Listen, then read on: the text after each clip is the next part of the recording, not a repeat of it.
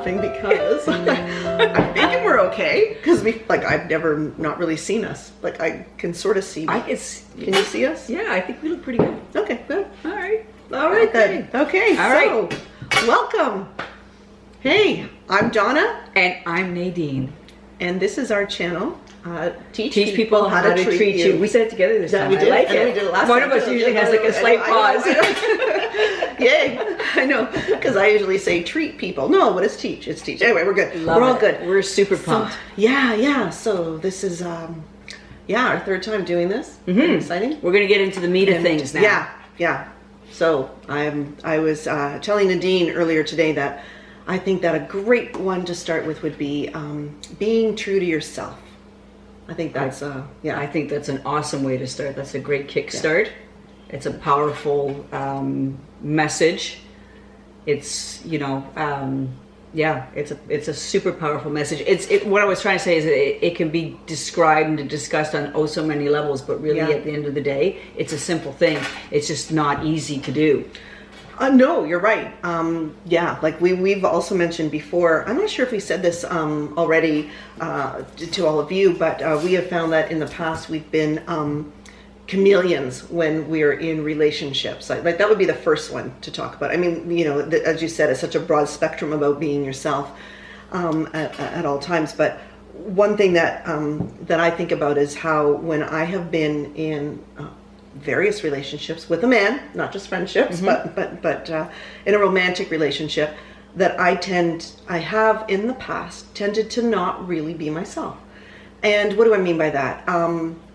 Sometimes I would take on things that they would like if I knew that the man was into a particular sport, for instance, right? Like I might not be into fencing, but if they were, I'd be into it. You should be in the Olympics. I'd be studying, I'd have the gear, just or that sort of thing, or even just I can't just not being my authentic self, like not maybe not voicing my opinion on things too. That would be another thing, right? Like if I found out, like let's just say they don't believe in something or they do, then all of a sudden I'd be taking that on, which sounds like I'm really wishy-washy. I'm not, but you're not.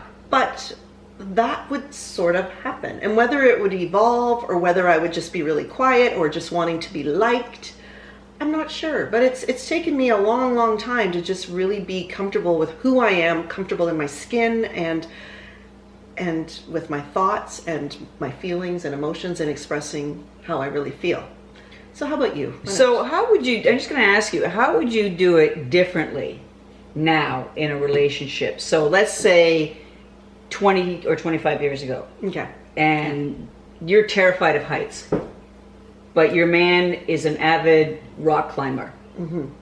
And this relationship matters to you on all the other levels, but yet you're not telling him that you're terrified of heights, and the last thing you want to do is put yourself in a harness and be suspended tens and hundreds of feet in the air, right? Has that happened to you? So it happened to me with skiing, but it ended up being a good thing. Okay. But what I wanted to know was, so here you are 25 whatever years ago, you got this situation and you don't want to tell him because are we afraid of something? Are we afraid that they're not going to like us anymore? If we go, absolutely, hey, that's why I can't do this because it takes up 15% of your leisure time, and that means I'm going to lose out on that 15% of the leisure time with you because I'm afraid. Yeah.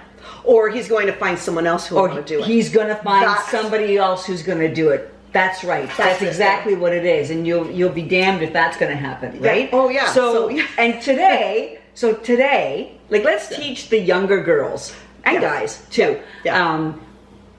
Now that we've had this 25 or even 30 years of relationship experience, because Donna said something to me before we started recording that in her self-comfort level and confidence today, she would not compromise herself. Myself, exactly. In a relationship because I'm gonna because then I lose myself, then I'm not happy, then I'm not being me, being really who I am. Now, Compromising in a relationship is something different. Totally right? different. Totally different. But I mean, compromise who I am. I won't do it. I have no tolerance for that anymore. I just won't. I won't. But, and I think the bottom line, like we just said, we would be afraid I would be afraid that the person I was with would find someone else to fill my shoes, Right. to take over for me Right. if I'm not going to be able to do Right. everything that they want me to do with them. Yeah. And you know, what I realize about myself now is that go ahead. You know what? Go ahead. Bring it. Go ahead. Bring it on. You know what? You want to find someone else and you think that they're better than me just because they happen to rock climb or whatever? Yeah. Then all the power to you. Good luck to both of you, and we'll see you later. Because Exactly. I have come to a place where I know that yes, I would love to be in a loving relationship and have a partner, and that would be, you know, it's great to have that going into, you know, the last how many years we have left, hopefully lots, but no, it's lovely to be in a relationship. But then I realized that I am confident with who I am, and I can live on my own or in a relationship, and it is not worth compromising myself, especially at this age, at any age, but now I've just done it too much in my life, and I'm not. Here's You the have to other accept thing. me for who I am. Sorry, the other thing is too is that we end up misleading our partners. Exactly. Okay, so this is where we get into this element of, you know, the relationship is going to explode because whether we put it the act on, I'm going to say it, the act, or the compromise, or the self-sacrifice, however you want to describe it, you know, so that you can wrap your head around it, is that one day you get up, whether it's a month from now or 2 months or 6 months, or a year or years, you wake up and you go, I am not climbing that frickin' wall. Yeah. Okay, and then everything that's been inside of you that you've been putting way down deep inside about this whole topic because you don't want to jeopardize the relationship blows up, and now you've got a partner that's looking at you thinking you're insane and saying, why didn't you tell me this before? Yes. Yeah. Or what else have you been, you know, telling me that you like that you don't like? And that could just go down so many roads, right? So it's really right. So go ahead. Sorry. No, sorry, no, not to interrupt. But I'm thinking, but also back to what we're saying, like it, you know, for the fear of them finding somebody else. Well, that fear could be really like wrong, like way off base. It doesn't mean necessarily just because you don't happen to share the same exact interest or interests as someone else. Right.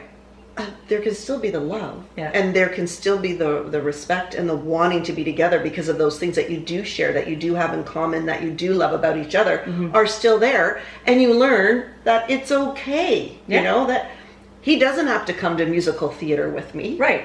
Ever. Right. Or maybe just once. And maybe I come to the rock climbing site and I watch. And I take the video from like, you know, that kind of thing. Exactly. So yeah, that's part of it too. And so it's just, once again, being honest, being authentic, being genuine. Right? And then when you are that way, then people are seeing the real you. Yes.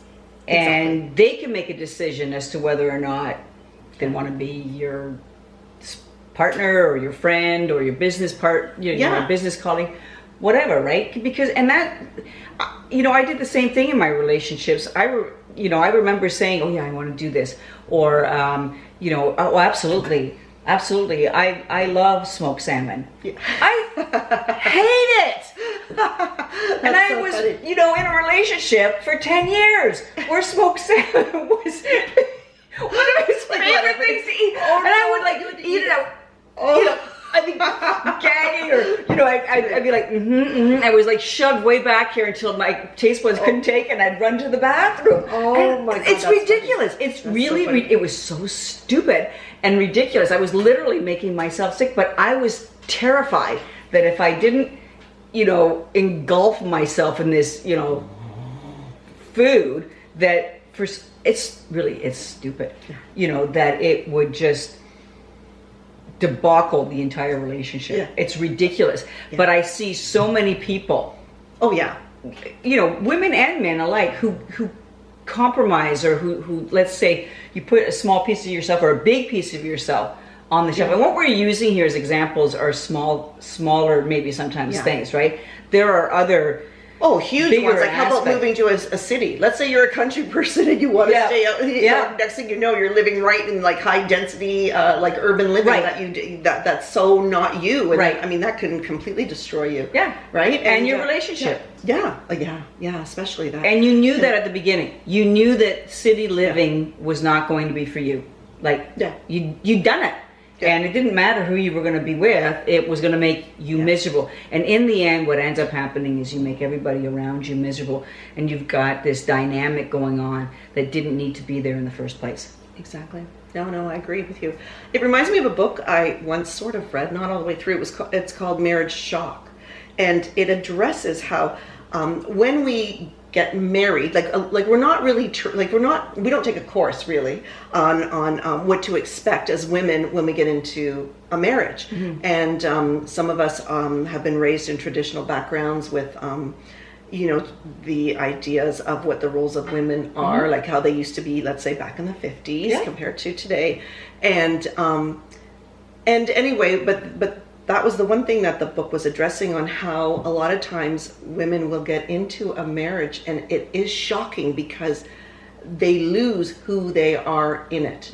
And because of wanting to take on these roles. And it can be terrible, really. And when I think back to my own life, everything that I dreamt about and that I wanted to accomplish for myself went on the back burner. And we've talked about this with having children, but also when I got married, all of a sudden it became, I wanted to do everything to please my husband. I wanted to, we got into a business together. And all of a sudden I'm doing accounting, which, I was trained, I knew how to do it, but that's not what I wanted to do. I never wanted to do that. I would have been a CA if that's what I wanted to do. Exactly.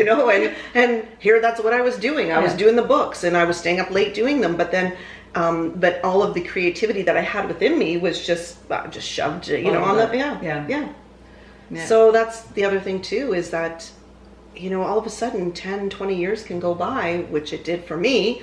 And I just was not doing anything fulfilling for myself as an individual and what was really in my heart. So that's another thing too. So not only, are you not being honest to yourself and to someone else, but you're also missing out on the best that you can be. Yeah, really. Exactly. Exactly.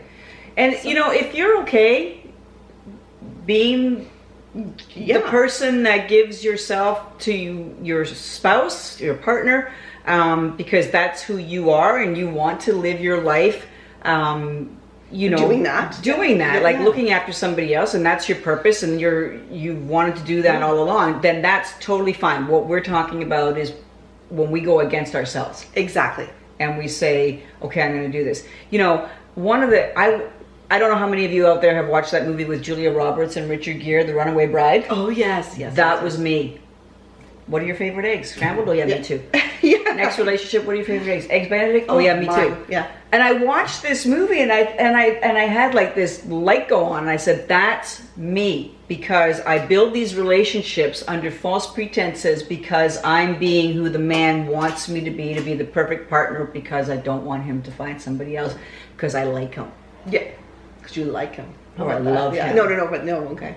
But you're right. Exactly. Right? So go ahead. No. So I'm just saying, so here we are. And so moving forward. Years later, saying, I hate smoked salmon. I'm not eating it. And I really don't have a problem with rock climbing, but if I did, I'd say it. Yeah. I'm who I am. And the other thing too is, in social situations, I am always myself. I'm not afraid to express myself. I don't shut down. Like, let's say when I'm meeting people for the first time, or it's you either like me for who I am or you don't, and I don't care anymore. That's the other thing. Before I cared, I really cared what people thought about me, and I don't. I don't. Well, here's the thing. Not everybody's going to like you. Yeah. And that took me a while to get my head around it, because approval was a huge need in my life. Yeah, me too. I really wanted everybody to approve of and like me. Yeah. That was a big thing.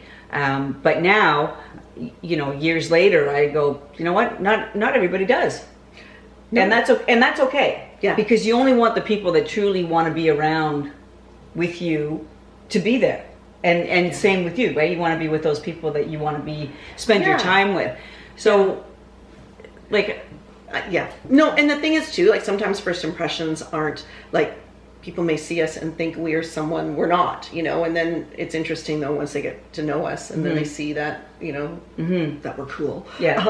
And we're fun. Yeah. No, and that's okay too. I'm not worried about what people perceive me as or what what their ideas of me might be. Just, you know, it's okay. Like, you meet me, you like me, you don't like me, it's okay. Yeah. I don't judge. You know, it doesn't matter. I am who I am. And I think that's about it. And I guess for anybody else, you know, be yourself. That's like bottom line. That sounds so cliche, be yourself. It is. But It does. But it's so powerful. Yeah. Oh, and by the way, if you're hearing kind of weird noises, we do have a dog who's sleeping right down here at Nadine's feet. I'm hearing her. It sounds like someone's snoring every now and then, but that's what it is. What's her name again, this one? Mocha. Miss Mocha. Yeah. So anyway, we didn't want to move her out. She's a little bit old, but I didn't realize she was snoring. I could hear it. Yeah. Oh, maybe you don't hear it, but in case you do, I'm not going to try to edit that out. Yeah. So I just thought. Incidentally, we have had some of you reach out to us that have indicated that there are questions that they have, or even wanting to come on. Yes. And talk about their particular topic. That sounds so cold.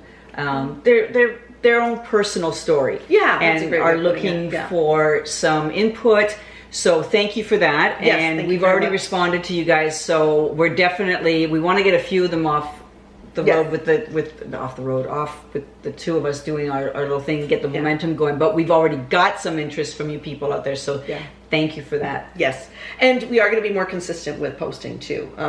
We just, we're off to a little bit of a slow start, but I think we're going to look at maybe every Thursday. I'm not sure, but we will definitely. Maybe once a week. Once a week. We'd like to stick to the same day. And please subscribe. And thank you so much again for watching and for all of the positive response. We're really happy about that. So grateful for that. Yes, thank you very much. Great thing. Okay. And I guess that's it. So, let us know what you think. Send us your comments. If you have anything to add to what we were talking about today, we would love to hear it. We'd love to hear your stories. And we'll give you a shout out for sure. Yeah. So, and I guess that's it. So thank you very much. And we will see you next time. Bye.